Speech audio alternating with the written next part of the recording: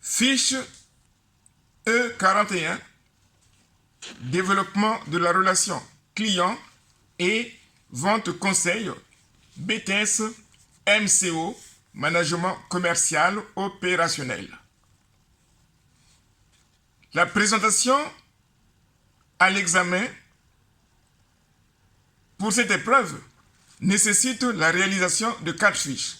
La première, assurer la veille informationnelle. La deuxième, réaliser et exploiter des études commerciales. La troisième, vendre dans un contexte omnicanal. Et la dernière, entretenir la relation client. Dans cette vidéo, je vais vous parler des objectifs en relation avec le contexte. Chaque fois quand je discute avec les étudiants et quand je regarde la façon de réaliser leurs fiches, bon nombre d'étudiantes et étudiants disent ce qui suit. Je me suis présenté en entreprise. Suite à notre échange avec le manager ou mon employeur, ce dernier m'a demandé de présenter des objectifs. Et j'ai fixé des objectifs quantitatifs consistant à augmenter le chiffre d'affaires de 10% et à augmenter la performance qualitative par rapport à tel ou tel élément. Non, ce n'est pas de cette façon que ça doit se passer et je vous explique pourquoi. La production des fiches est encadrée par un cadre juridique expliqué par une circulaire de l'Académie qui est communiquée chaque année auprès des établissements. Dans cette circulaire, il y a des grilles d'évaluation et un cadre juridique qui précise les compétences à mobiliser ainsi que les méthodes à mettre en œuvre en référence avec le programme et référentiel de l'examen.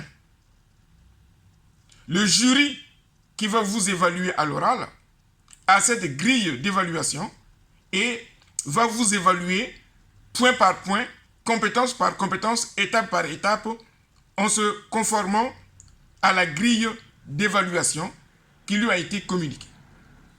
Donc, le contexte tel qu'il est présenté, dans la plupart des cas, c'est pas ça. C'est quoi le contexte? Le contexte est une compétence par laquelle le candidat ou la candidate présente l'entreprise, son offre, sa concurrence, le positionnement de l'entreprise dans sa zone de chalandise, l'analyse des externalités de l'environnement sur l'entreprise, mais également l'impact de l'entreprise sur l'environnement en tenant compte des critères d'analyse de l'environnement présentés par Pestel. Une fois ces éléments analysés, on fait un diagnostic d'un problème de management. On identifie un problème de management qui fera l'objet de résolution ou de traitement par le manager.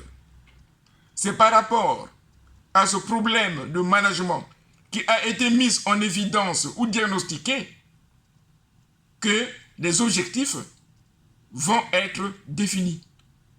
Les objectifs ne se définissent pas de façon imaginaire ou en faisant du copier-coller sur une fiche d'un candidat qui a eu l'examen l'année dernière pour recopier la même chose et définir les objectifs.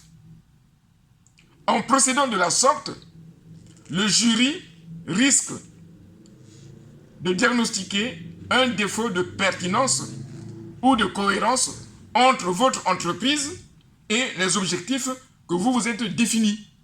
Parce que lorsque le jury constate que les objectifs que vous vous êtes fixés ne sont pas justifiés par la taille de votre entreprise, par la localisation de votre entreprise dans sa zone de chalandise ou par les externalités de l'environnement sur l'entreprise, le jury va vous évaluer de façon négative en disant que les objectifs définis n'ont pas de pertinence avec la réalité ou le contexte de l'entreprise.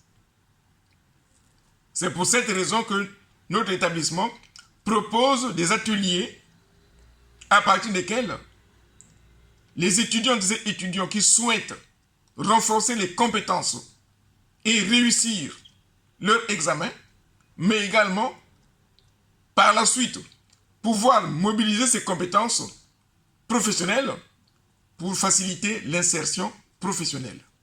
Si vous êtes intéressé par ces ateliers, n'hésitez pas à nous contacter et Beric Enseignement va vous accompagner jusqu'à la réussite de votre examen.